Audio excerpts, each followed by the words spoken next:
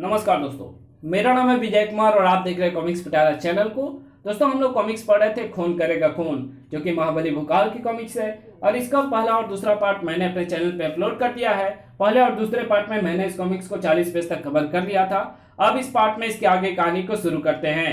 दोस्तों, अगर आपको अमेजन से कोई भी ऑनलाइन प्रोडक्ट जो है परचेज करना है तो प्लीज़ आप हमसे कंसल्ट कर सकते हो। मैं आपके बजट में अच्छी से अच्छे प्रोडक्ट का लिंक दे दूंगा, वहां से आप अमेजन से ऑर्डर कर सकते हो। ओके, तो चलिए इस कॉमिक्स को शुरू करते हैं।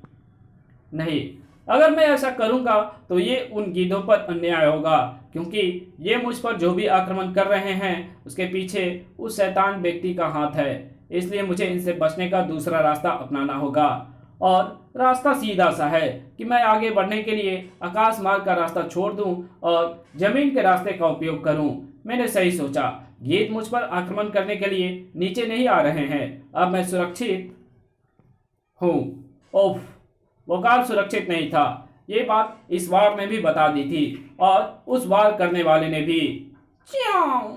ओह, यह असाधारण आकार वाला वन्य प्राणी, यानी इस बात का भी प्रबंध किया हुआ है कि मैं जमीनी रास्ते से भी आगे ना बढ़ पाऊं। परंतु आगे तो मुझे बढ़ना ही है। और मेरे एक ही वार से ये डकार उठा है। मेरा अगला वार निश्चय ही इसके पैर उखाड़ देगा। ओह, अचानक बेहद तेज पीड़ा का एक झोंका भोकाल की नस नस को चीरता चला गया। भोकाल के लहू में दौड़ते बीज का असर था वो। और उस असर ने भोकाल की आंखों के सामने अंधेरे की ऐसी चादर तान दी थी कि भोकाल सब कुछ भूल गया, ये भी कि वो मौत के ठीक सामने मौजूद है, और ये भी कि मौत के दूत ने उस पर हमला बोल दिया था। भड़ाक! अब भोकाल पर होने वाला हमले ने भोकाल की जान ले लेनी थी, और जान ले भी ली होती अगर गरजता हुआ वो विशाल मुंह वहां ना पहुंचता। और भोकाल की जान लेने वाले उस प्राणी को गड़प न कर जाता। अब बारी भोकाल की थी, लेकिन भोकाल को गड़प नहीं किया। उसने सिर्फ अपने दांतों के बीच दबाया और म्याऊ। लेकिन ये क्या, उस विशाल जबड़े ने भोकाल को मरने के लिए खाई में छोड़ दिया। या शायद नहीं। छपाक! नदी के ठंडे पानी ने भोकाल को जिंदगियों का अनुभव कराया। ओफ! इसी के साथ एक झटके से भोकाल की आंखों का अंधकार दूर होता चला गया। उफ, विष का प्रभाव मेरी नस नस पर हावी होता जा रहा है। अगर मैं यहाँ शीतल जल में आकर नहीं गिरता तो शायद ही मेरी आंखें दोबारा खुल पाती।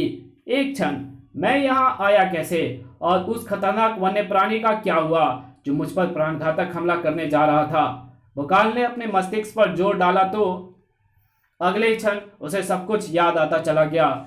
मैंने अपनी धुंधली आंखों से एक विशाल सिंह के मुंह को आते और उसे उस वन्य प्राणी को निगलते देखा था। फिर शायद उसी मुंह ने मुझे अपने दांतों में दबाकर यहाँ फेंक दिया। यानी वो सिंह मेरा मददगार था, उसी के कारण मेरे प्राण बचे हैं। इस स्थान पर मेरी सहायता करने के लिए उस सिंह को किसने भेजा था? भोकाल ने जल्दी अपने आप को उस विचार भंवर से बाहर निकाला। मेरे पास अधिक समय नहीं है। बीस किसी भी समय मेरे प्राण हर सकता है, इसलिए मुझे शीघ्र अतिशीघ्र अपने गंतव्य पर पहुंचना चाहिए। ये जगह है मेरा गंतव्य, और अब मैं उस तक आराम से पहुंच सकता हूं, क्योंकि आगे रास्ता एकदम साफ है। ओफ, बस कर भोकाल, तेरी ये यात्रा यहीं समाप्त होती है। यहां से अब तेरी मृत्यु यात्रा आरंभ होगी। ओह, पल भर में भोकाल ने अपने आप को एक अनोखी कैद में पाया। ये तेरे जीवन का आखिरी क्षण है भोकाल।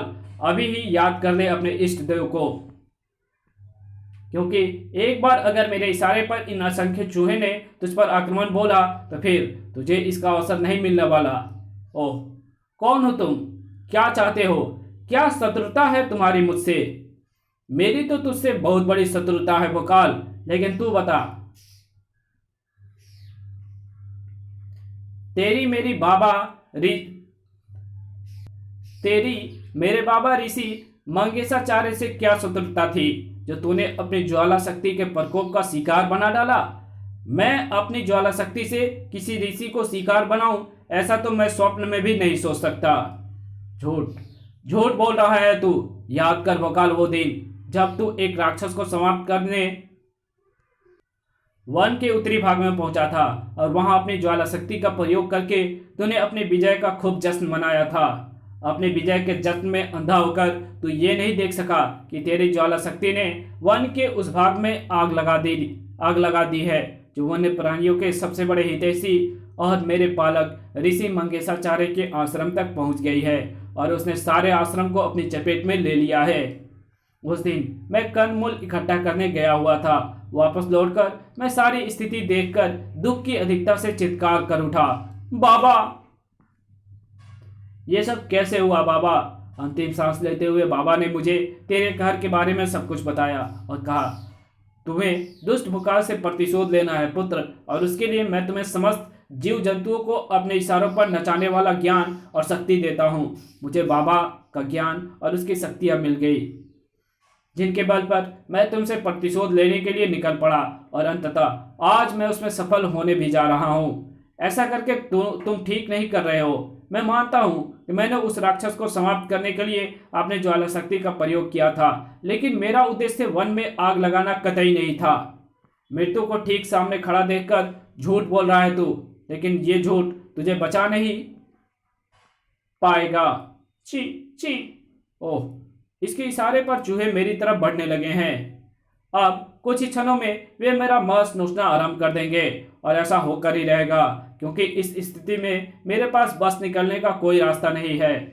अरे ये गर्जना, ये तो उसी सिंह की गर्जना है जिसने मुझे बचाया था। म्याऊं। वही है, ये वही है।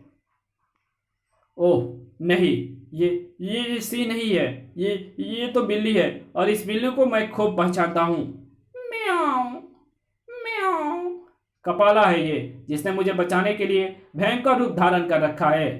कपाला ने चूहे में आतंक फैला दिया है।